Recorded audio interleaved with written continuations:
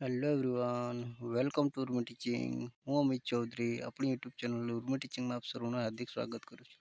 તો વિદ્યાર્થી મિત્રો, ફોરેસ્ટ ગાયની ફાઇનલ આન્સર કી જોયા પછી તમારા માર્ક્સમાં ઘણો બધો વધઘટ થયો હશે. અને વિદ્યાર્થી મિત્રો, ઘણી સીપોમાં વધઘટ થયો છે અને ઘણા બધાના માર્ક્સ વધ્યા પણ છે. તો વિદ્યાર્થી મિત્રો, એક આ સારું પણ કહેવાય અને ઘટ્યા છે તો તેના માટે ખરાબ પણ કહી શકાય. કેમ કે વિદ્યાર્થી મિત્રો, આ એક નવી પેટર્ન પ્રમાણે આ માર્ક્સ આપણને વધઘટ થયા છે તો એ પણ સમજવું જરૂરી છે. અને વિદ્યાર્થી મિત્રો, ફાઇનલ નોર્મલાઇઝમાં પણ આવી રીતના થઈ શકે છે. તો બીજું આપણે ગ્રાઉન્ડ ક્યારે આવશે, ફાઇનલ આન્સર કી ફરી આવી શકે છે, તેની પણ માહિતી જોઈએ. હવે વિદ્યાર્થી મિત્રો, તમારી માર્ક્સ વધ્યા પછીની કંઈક ફિલિંગ આવી હોઈ શકે છે કે તમે ખૂબ જ ખુશ થઈ ગયા હશો. અને વિદ્યાર્થી મિત્રો, ઘણા વિદ્યાર્થી મિત્રોના માર્ક્સ ઘટ્યા હશે. તો વિદ્યાર્થી મિત્રો, દુઃખી થવાની જરૂર નથી, એનું પણ આગળ સોલ્યુશન છે. તો હવે વિદ્યાર્થી મિત્રો જોઈએ તો તમારા દરેક જેમના પણ માર્ક્સ વધ્યા છે તો કેટલા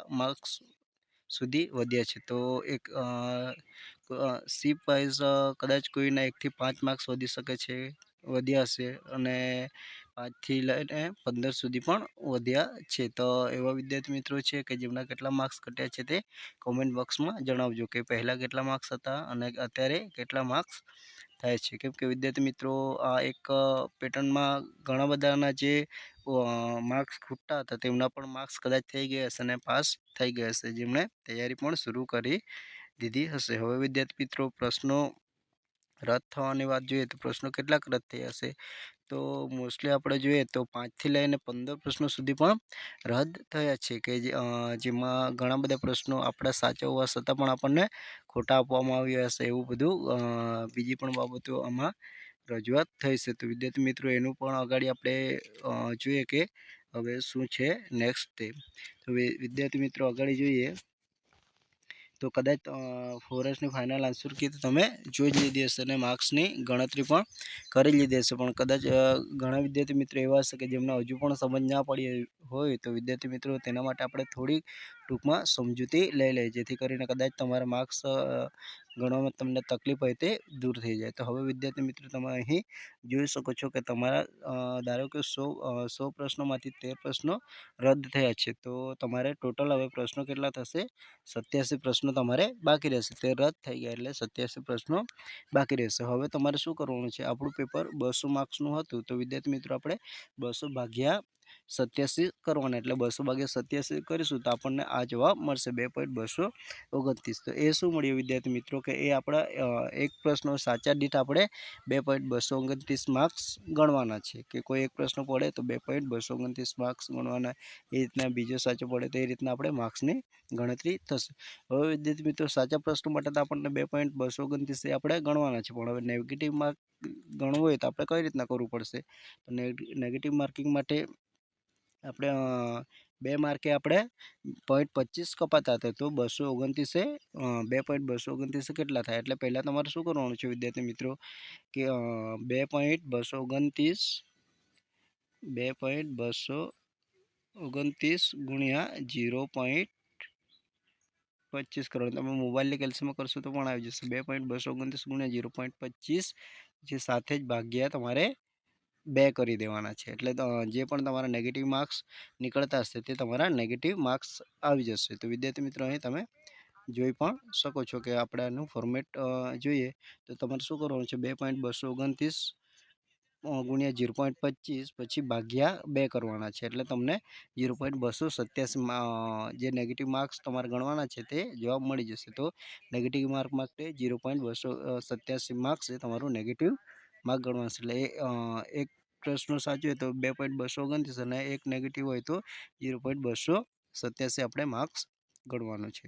તો હવે વિદ્યાર્થી મિત્રો, એ જ પ્રમાણે તમે હવે તમારે જેટલા પણ સાચા હોય તેના પ્રમાણે તમારે ગણતરી કરવાની રહેશે. ધારો કે 50 પ્રશ્નો સાચા છે તો 50 ગુણ્યા 2.229 અને તેમાંથી જે પણ પ્રશ્નો ખોટા પડ્યા હશે તે ગુણ્યા તમારે 0.227 માર્ક્સ કાપવાના, અને પછી જે તમારું ફાઇનલ ટોટલ આવે તે તમારો ફાઇનલ માર્ક્સ ગણાશે. હવે વિદ્યાર્થી મિત્રો, ફોરેસ્ટની ફાઇનલ આન્સર કીને લઈને જે બાબત છે તેને સમજીએ. તો વિદ્યાર્થી મિત્રો, એમણે હસમુખ પટેલ સાહેબે ટ્વીટ કરી છે કે વનરક્ષકની જે ફાઇનલ આન્સર કી આપણને આપણી સમક્ષ આવી છે. એટલે કે વનરક્ષકની પરીક્ષાની પ્રસિદ્ધ કરેલી ફાઇનલ આન્સર કી સામે વાંધા રજૂઓ આવેલી છે. એટલે કે જે ફાઇનલ આન્સર કીમાં હજુ પણ ઘણા બધા પ્રશ્નો જે ખોટા હતા તેમને સાચા કરવામાં આવ્યા છે અને સાચા પ્રશ્નોના ખોટા પણ આપવામાં આવ્યા છે, એવી અરજીઓ આવેલી છે. તો તેને ધ્યાનમાં લઈને એ લોકોએ જે આપણી અરજીઓ જોઈ છે તો મહદઅંશે એ લોકોને સાચી પણ જણાશે. તેથી ફરી એકવાર ફાઇનલ આન્સર કી સામે ઓબ્જેક્શન આપવા માટે સોમવારે લિંક ઓપન કરવામાં આવશે. એટલે કે વિદ્યાર્થી મિત્રો, હજુ પણ તમને એવું લાગે છે કે આ પ્રશ્નમાં કોઈક પ્રોબ્લેમ છે કે આ પ્રશ્નો અમારો સાચો હોવા છતાં ખોટો થયો છે, તો વિદ્યાર્થી મિત્રો તેના સામે તમે ફરી એ લોકો લિંક ઓપન કરશે અને તેમાં ફરી તમે વાંધા અરજીઓ નાખી શકો છો. તો હવે વિદ્યાર્થી મિત્રો, કોઈ પણ ઉમેદવારને અન્યાય ન થવો જોઈએ, ભલે પરિણામ પ્રસિદ્ધ કરવામાં વિલંબ થાય. એટલે કે કદાચ આ પ્રક્રિયામાં થોડો સમય લાગે, પણ વિદ્યાર્થી મિત્રો દરેક વ્યક્તિને દરેક ઉમેદવારનો ન્યાય મળે તેના માટે એ લોકો ફરી લિંક ઓપન કરશે. અને હવે વિદ્યાર્થી મિત્રો એ લોકોએ 11 તારીખ આપણી જે ઓફિશિયલ વેબસાઇટ છે ગુજરાત ગવર્મેન્ટની, તેમાં એ લોકોએ 11 તારીખે આપણને માહિતી પણ આપી શકે. કદાચ તમે જોયું હશે કે ના જોયું હશે, પણ વિદ્યાર્થી મિત્રો એ લોકોએ ફરી લિંક ઓપન કરી હતી. જે આપણે જે વાંધા અરજીઓ કરવાની છે તેના માટે તમારે કઈ તારીખથી કરવાની હતી, 13થી લઈને 15 તારીખ સુધી તમે ફરીથી વાંધા અરજીઓ કરી હશે તો તે તમારે સ્વીકારવામાં આવશે. તો વિદ્યાર્થી મિત્રો, આ એક તમારી હવે ફરી વાંધા અરજીઓ જ્યારે એ લોકોની પ્રક્રિયા પૂરી થશે ત્યારે ફરીથી આપણને ફાઇનલ આન્સર કી મળશે, જેથી આપણને જે પણ આપણના પ્રોબ્લેમ હતા તે સોલ્વ થઈને આવશે.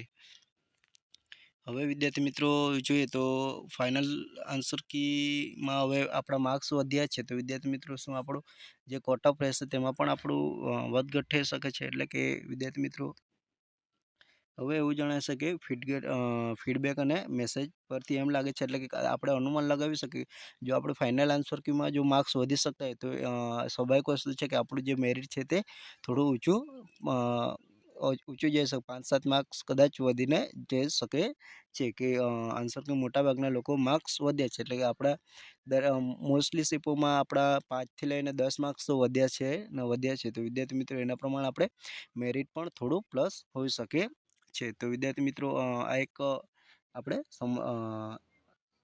ખાલી એક્સપેક્ટેડ રાખી શકીએ છીએ, પણ વિદ્યાર્થી મિત્રો થોડુંક તો પ્લસ થશે. પહેલાં આપણે જે વિચારતા હતા કે એસટીનું 80 જશે, 80થી 100 વચ્ચે રહેશે, તો એનાથી થોડું પ્લસ તો રહેશે જ.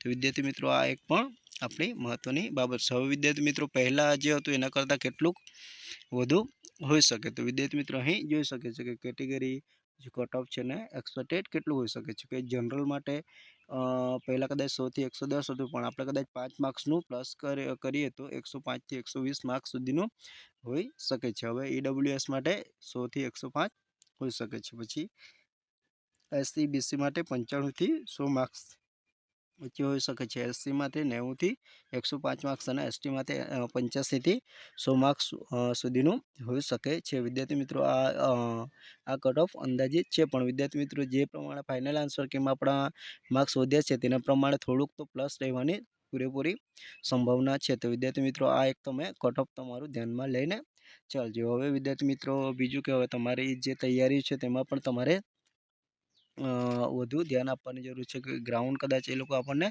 જલ્દી જ આપી શકે છે. તો વિદ્યાર્થી મિત્રો ગ્રાઉન્ડ હવે ક્યારે આવી શકે છે, તો ગ્રાઉન્ડ આવવાની પૂરેપૂરી શક્યતા છે.